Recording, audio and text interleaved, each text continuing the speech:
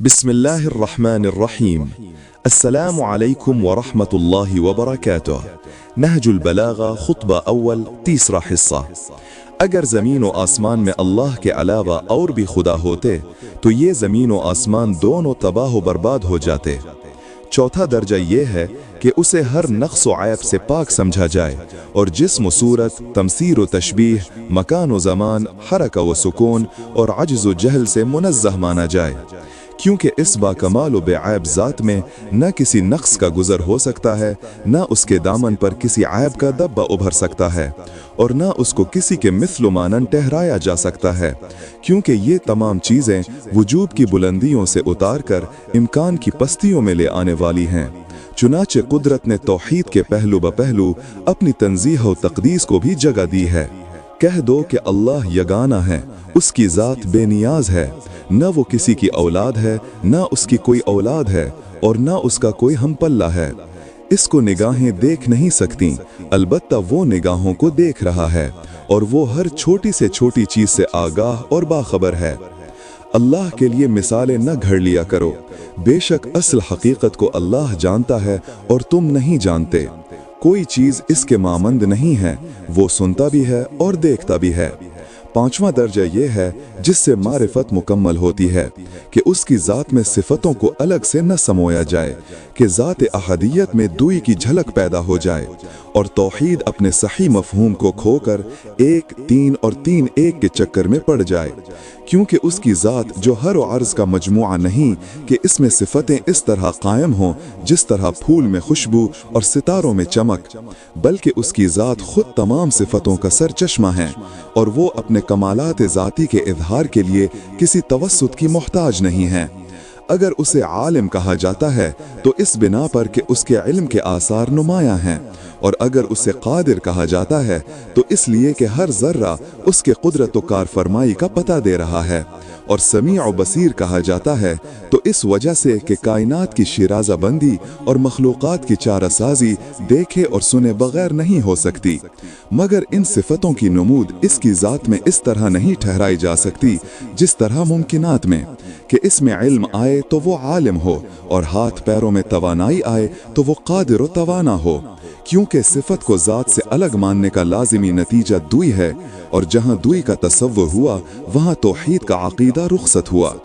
इसीलिए अमीरुल मोमिनीन अलैहिस्सलाम ने ज़ायद बरज़ात सिफ़ात की नफ़ी फरमाकर सही तौहीद के खद व खाल से आशना फरमाया है और दामन वहदत को कसरत के दब्बों से बदनमा नहीं होने दिया। इससे ये मुराद नहीं है कि इसके लिए कोई सिफत तजवीज़ ही नहीं की जा सकती कि इन लोगों के मसलक की ताईद हो जो सल्बी तसव्वुरात के भयानक अंधेरों में ठोकरें खा रहे हैं, हालांकि कायनात का गोशा गोशा उसकी सिफतों के आसार से छलक रहा है और मखलूक़ात का जर्रा जर्रा गवाही दे रहा है कि वो जानने वाला है, कुदरत वाला है, सुनने और देखने वाला है और अपने दामन रुबूबियत में पालने वाला और साया रहमत में परवान चढ़ाने वाला है। बल्कि मकसद ये है कि इसकी ज़ात में अलग से कोई ऐसी चीज़ तजवीज़ नहीं की जा सकती कि उसे सिफत से ताबीर करना सही हो, क्योंकि जो ज़ात है वही सिफत है और जो सिफत है वही ज़ात है। इसी मतलब को इमाम जाफ़र सादिक़ अलैहिस्सलाम की ज़बान फैज़ तर्जुमान से समाअत फरमाइए और फिर मज़ाहिब आलम के अक़ीदा तौहीद को इसकी रोशनी में देखिए और परखिए कि तौहीद के सही मफ़हूम से रोशनास कराने वाली फ़र्दें कौन थीं। चुनाचे आप अलैहिस्सलाम फरमाते हैं, हमारा खुदाए बुज़ुर्ग व बरतर हमेशा से ऐन इल्म रहा, हालांकि मालूम अभी कुत्म आदम में था, और ऐन समअ व बसर रहा, हालांकि न किसी आवाज़ की गूंज बुलंद हुई थी और न कोई दिखाई देने वाली चीज़ थी, और ऐन कुदरत रहा, हालांकि कुदरत के असरात को कबूल करने वाली कोई शय न थी। फिर जब उसने इन चीज़ों को पैदा किया और मालूम का वजूद हुआ तो उसका इल्म मालूमात पर पूरी तरह मुंतबिक हुआ, खा वो सुनी जाने वाली सदाएं हों या देखी जाने वाली चीज़ें हों, और मक़दूर के ताल्लुक़ से उसकी कुदरत नुमाया हुई। ये वो अक़ीदा है जिस पर अइम्मा अहलुल बैत अलैहिमुस्सलाम का इजमा है, मगर सवाद आज़म ने इसके खिलाफ दूसरा रास्ता इख्तियार किया है और ज़ात व सिफ़ात में अलहदगी का तसव्वुर पैदा कर दिया है। चुनाचे शहरिस्तानी ने तहरीर किया है कि ابو الحسن اشعری کہتے ہیں کہ باری تعالی علم، قدرت، حیات، ارادہ، کلام اور سمع و بصر کے ذریعے عالم، قادر، زندہ، مرید، متکلم اور سمیع و بصیر ہے۔ اگر صفتوں کو اس طرح زائد برذات مانا جائے گا تو دو حال سے خالی نہیں، یا تو یہ صفتیں ہمیشہ سے اس میں ہوں گی یا بعد میں طاری ہوئی ہوں گی۔ پہلی صورت میں جتنی اس کی صفتیں مانی جائیں گی اتنے ہی قدیم اور ماننا پڑیں گے جو قدامت میں اس کے شریک ہوں گے، تعالی اللہ عما یشرکون۔ اور دوسری صورت میں اس کی ذات کو محل حوادث قرار دینے کے علاوہ یہ لازم آئے گا کہ وہ ان صفتوں کے پیدا ہونے سے نہ عالم ہو، نہ قادر، نہ سمیع ہو اور نہ بصیر ہو، اور یہ عقیدہ اساسی طور پر اسلام کے خلاف ہے۔ قرآن مجید کے احکام کے سلسلے میں فرماتے ہیں کہ اس میں حلال و حرام کا بیان ہے، جیسے اللہ نے خرید و فروخت کو جائز کیا ہے اور سود کو حرام کر دیا ہے۔ اس میں فرائض و مستحبات کا ذکر ہے، جیسے جب نماز خوف ادا کر چکو تو اٹھتے بیٹھتے لیٹتے اللہ کو یاد کرو، اور جب دشمن کی طرف سے مطمئن ہو جاؤ تو پھر معمول کے مطابق نماز پڑھا کرو۔ نماز فرض ہے اور دوسرے اذکار مستحب ہیں۔ اس میں ناسخ و منسوخ بھی ہیں۔ ناسخ جیسے عدہ وفات میں 4 مہینے 10 دن، اور منسوخ جیسے جس سے ظاہر ہوتا ہے کہ عدہ وفات 1 سال ہے۔ اس میں مخصوص مواقع پر حرام چیزوں کے لیے رخصت و اجازت بھی ہے، جیسے اگر کوئی شخص بحالت مجبوری حرام چیزوں میں سے کچھ کھا لے تو اس پر کوئی گناہ نہیں، دران صورتی کہ حدود شریعت کو توڑنا اور ان سے متجاوز ہونا نہ چاہتا ہو۔